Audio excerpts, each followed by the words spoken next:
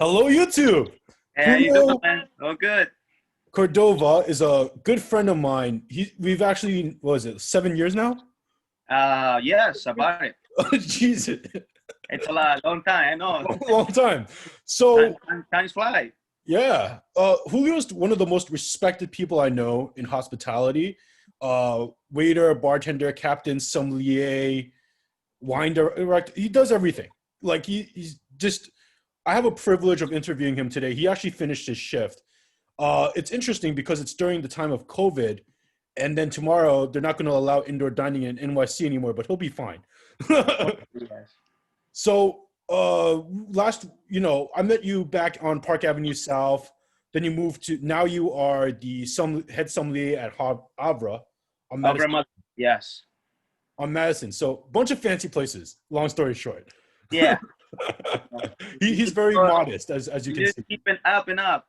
Well, he's a very humble guy, so like I always have to like push him a bit. But so what got you into wine? Good question. Basically, it's when I came back home from my country to New York. The diversity here, it's huge. You have all type of cultures. So I went to Barbonia, was my first place in Manhattan, basically, because I coming from Long Island. Wow. So I used to work in Long Island restaurants, bussing and working on the floor. And it's not much going on over there because I used to work in a small restaurant. When I came here, the city hit me. Wow. Buildings, a lot of hectic traffic, a lot of people. So I went to this place, Barbonia. It's right in the corner, 20 Right. and Park, and a lot of wines over there, a lot of things going on, cocktails, different clientele. Right. So I see a lot of potential in this topic. Uh-huh. When I met Vladimir, so this started like we have something in common, and Right. I like the way he speak. I like the way Right. he explained the wine, and I'm start getting interested. Wow. No, it's definitely interesting because like wine, we're talking like even like restaurants, they have thousand different type of bottles. Some people might have like five different types of thousands, talking about thousands, not like here's like five different choices. No, we're talking about like hundreds, thousands of choices of wines. Like Yes. there's a huge variety. So uh, when you were starting, how do you I guess allow yourself to absorb that much information? And when a customer comes in, like how do you tell them or express to them, hey, this might be something that you like because a wine, like someone like a regular person might go and go, you know what, give me the cheapest glass of Merlot, give me the cheapest red wine, white wine, like that's as low as it goes, right? five Right. dollars whatever. And then you're Right. talking about places that really go into the detail, right? Like, is it safe to say you treat wine like an art? 100%. It's an art, and it's how to read customer. You are basically talking with 1,000 different palettes, and so you need to be smart enough to recommend something that people will like it. We're not gonna talk about prices. We talk about hospitality, how they gonna enjoy, uh, in penny by penny what they buy, basically. So it is a lot of work. It's a lot of reading. It's a lot of understanding and tasting, which is the best part. Right. And it's tough. It's tough, but when you like it, you enjoy it. It's 5,000 different type of grapes that you can go into it, and soils and climates. Wow. It's a big topic. No, it's definitely a huge topic, and it definitely took a lot of years of practice and learning. Like, there's a lot that you can learn, basically, right? Correct. Yes. And so when you're into it, so talk to me about the hospitality side. Like, what is hospitality? Like for So people that don't know. basically, hospitality, especially like here in New York, it's how you. So let's put an example. It's how you treat your guests when they come to your home. This is how you treat people in the restaurant business. Hospitality is you make them feel like they are in home. cozy, happy, and out of the stress. So you basically take care of all these emotions and giving them a great time and also a good experience. Wow. So how important is that in New York City? Like, if you go to a restaurant and someone ignores you, it's like, oh, I'll deal with you like 20 minutes later. They don't even remember 20 minutes later. How is like that versus what's acceptable in New York City? Because it seems to be a very competitive environment. Correct. New York City is it's a tough city. You can have a guest which is a regular guy who works every day. You can have a guest who can be a millionaire. Yeah. And can be a CEO of business. He can be an artist. He can be an actor. He can be in a superstar sport, a model. So you don't know who you're talking with, and it's really tough. And in New York, you learn how to read people, how to act with them. So this is part of the hospitality. I believe New York is the toughest places to work in the whole world. Definitely, talking about hospitality. Wow. So when you started, how were you allowed to move up? Like some people that work in hospitality, they might stay in the same position. And I don't say that there's something wrong with that. I don't say like, oh, you're in this position, there's something wrong with you. But in your case, you always wanted to sort of move up the ladder and learn more and then go into wines, because when you started in the restaurant business, they didn't put you in charge of, here's 1,000 different wine bottles, you're in charge now, right? Right.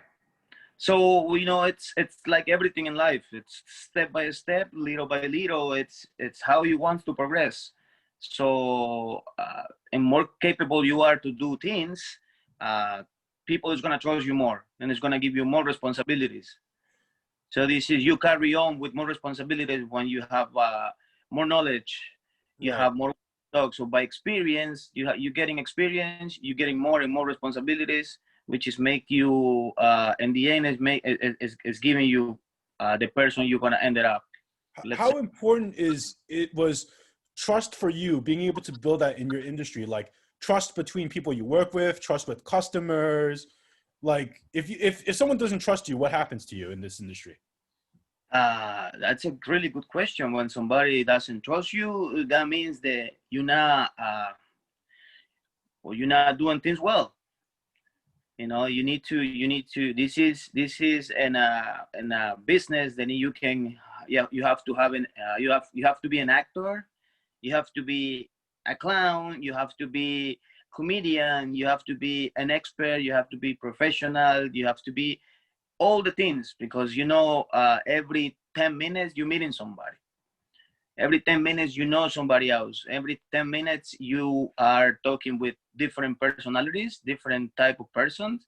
So constantly your life is changing in minutes, Wow. table by table, guest by guest, questions. And you can talk with somebody who doesn't know anything about one topic. You can talk with somebody who is an expert. And and Wow. New York is tough because everybody wants to challenge you. Really? Everybody wants to know things, and everybody wants to how you can call it. They quiz you. They Wow. ask you, even though if they know, they quiz you Wow. to see how capable you are, because this is your responsibility. Do they want to know if you're maybe you're full of yourself, or is that why they quiz you? Just in case? Probably, this is a gamble in here. They like to play with your brain. Wow. So is there like something that stands out, like in wine? Like, is there something that says, you know what, this is definitely good and this is definitely bad? Like, do you have anything in your mind that when you get a bottle, like you can know, like, you know what, I don't want to drink this.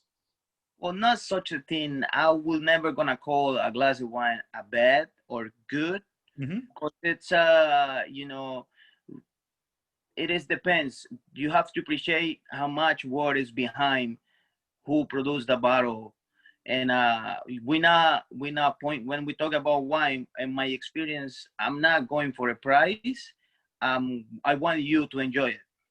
I That's want the you number one. I want you to have what you make you happy, what you like it, what you the palate feel like you are in home, or reminds you something in your life, Wow. you know. So it's I don't want to push you a $10,000 bottle of wine. Right. You might not like it, That's and you actually very, very interesting, and that's actually one of the reasons I really like having known you and your philosophy is that you're not there to say, you know what, you're just a money bag to me.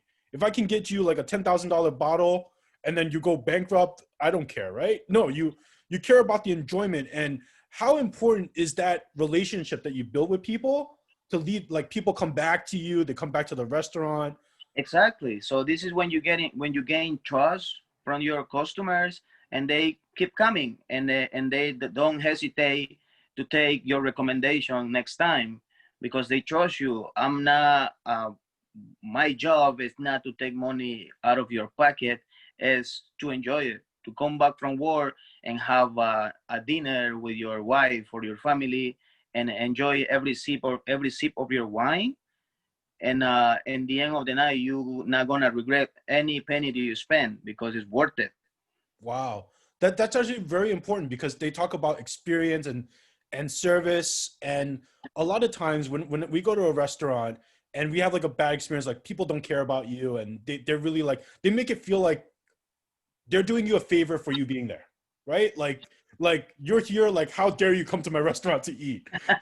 And it's like, how dare you bother me? But I feel like in New York City, especially what you learned and what you encompass is that it's very important that you understand that you're there for them, right? Am I Correct. Yes. This so? is how the business go, Brian. They come in Hmm? to my house, and they expect him to be treated like a king, and we are here to provide them all the experience that we have.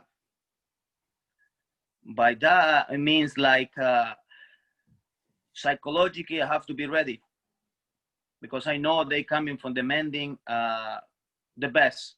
This is when you're going to pay a ticket for a movie. Right. The movie have to be good because other than that, you're not gonna watch it again.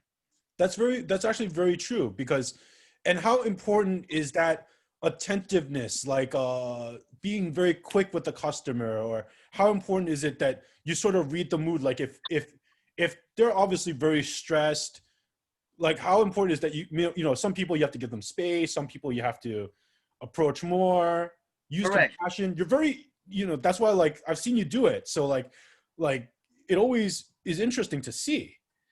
It is what you're getting experience for when you read who with the person you're talking. You read it how this person is like having a bad day, broke up with girlfriend, having a bad financial situation, or business went down. You don't know, and they come to the restaurant to eat and to enjoy. And obviously they're gonna just forget everything. They're gonna have like a peaceful moment, and that's why we are here to Wow. provide and to provide for them to be comfortable, Wow. eating, sipping, and knowing each other. I can talk to somebody 10 minutes, and it can change the whole thing. Wow. We can change the whole scenario, and they will be smiling and happy, and they will forget whatever they have behind. When they came into the restaurant, they're gonna go with a big smile, saying thank you very much, for the time. It was amazing. I love it. I'm coming back. That's actually a very good point because when you see a colleague, right? Have what is the worst situation where you say, you know what, I saw someone do something really bad to a customer, like maybe you give them like the eyes, like what, or like what are things that you know what, this is something that you don't do in hospitality.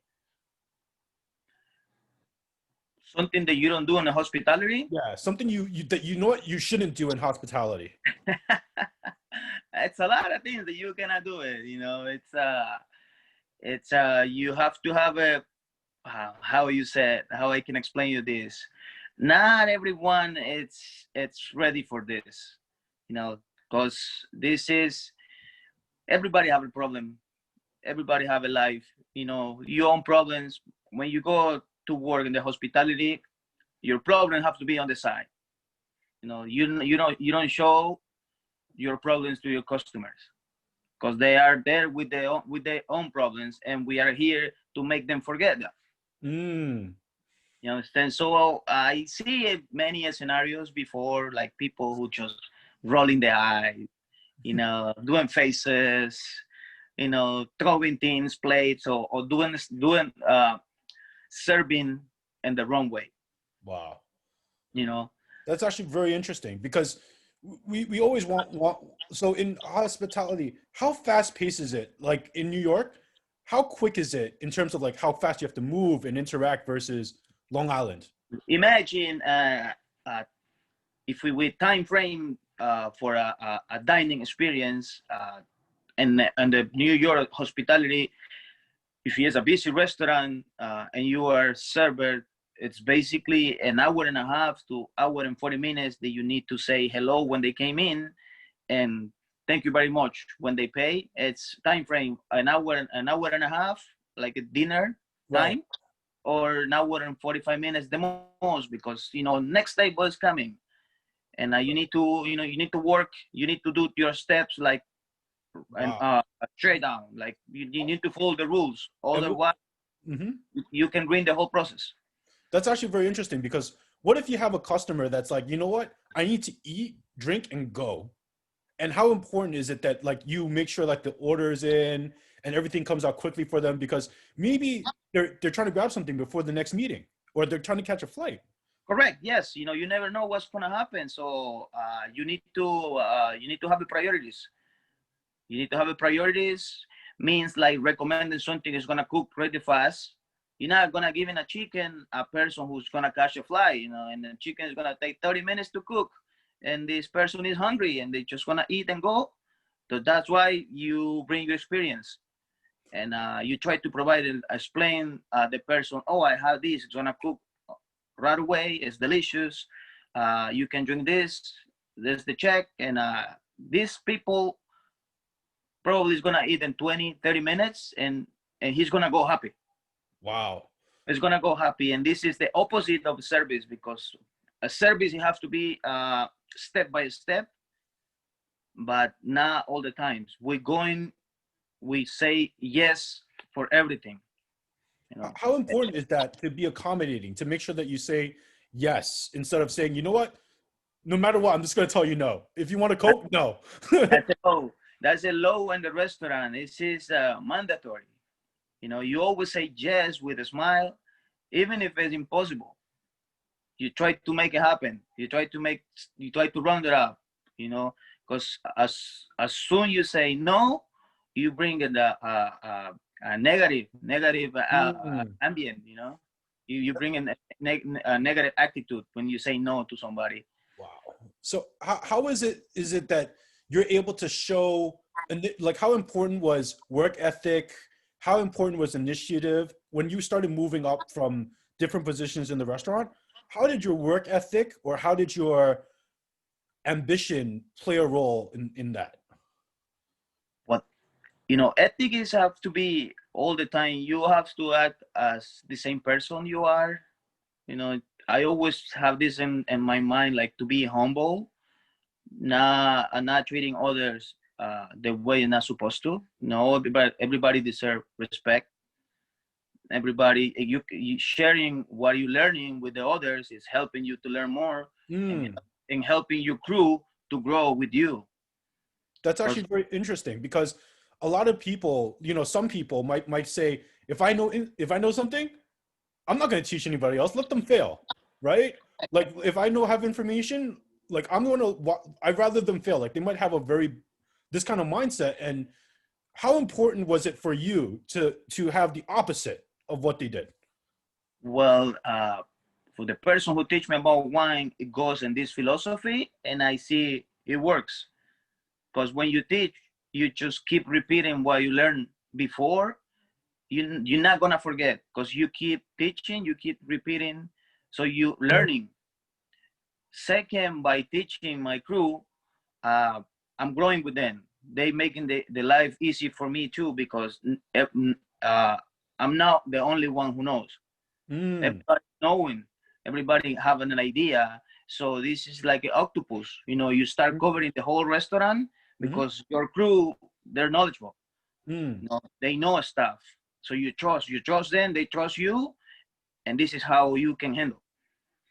How is it that certain restaurants can or are commanding more for their food, their product, their services than, let's say, another restaurant? Like, what are some factors about like why certain restaurants might command more in terms of what they charge their guests for an entree or appetizer or wine compared to, like, let's say, a much cheaper place?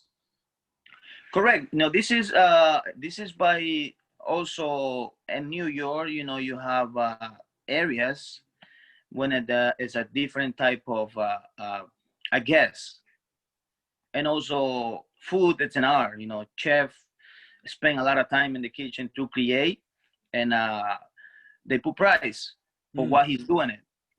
Food is food, but it becomes an art after the chef start creating something. mm, It's the same thing with the wine. mm, When we have in a wine list uh, in the perfect matter, years, vintage type of brands. So this is giving a more luxury to the restaurant. mm, So people get interested in things that obviously is gonna cost a little more, but it's gonna be more fine dining.